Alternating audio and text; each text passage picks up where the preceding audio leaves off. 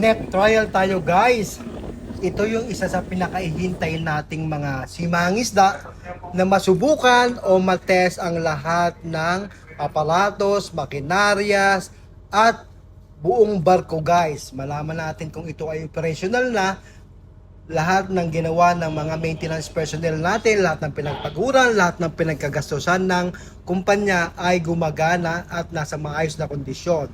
So nag-net trial nga tayo guys dito sa Jensan, kung saan may designated area dito na tayo ay allowed na mag net trial ng ganitong klaseng fishing boat guys. So ito nga po yung main winch natin na kung sa kwan ay talagang dapat talagang masubukan, lalo na yung hydraulic, electricals, lahat ng electronic devices, pati yung speed ng barko pagka ito ay nagladlad na ng kanyang lambat ay dapat masukat ang bilis nito. Ganon din sa ating lambat guys, kung ito ay nailadlad na, kung gaanong ilang minuto bago ito mailadlad ng lahat at mabira ng ating hydraulic system, para lang sa ganon malaman natin kung ito ay pwede nang isabak sa paghahanap buhay guys. So napakahabang proseso guys, mula sa baradero,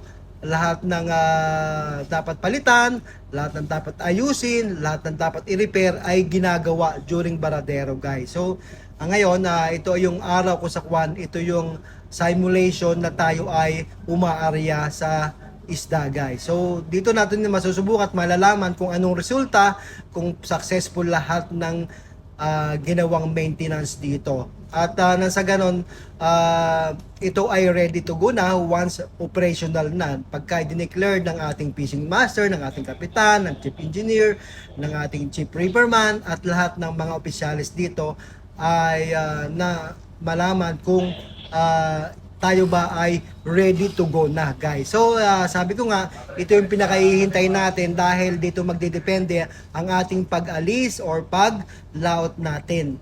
So yan yan, nakikita nyo guys, pinakikita ko ang ibang mga senaryo dito na siya din naman ginagawa natin pag tayo nasa layout na.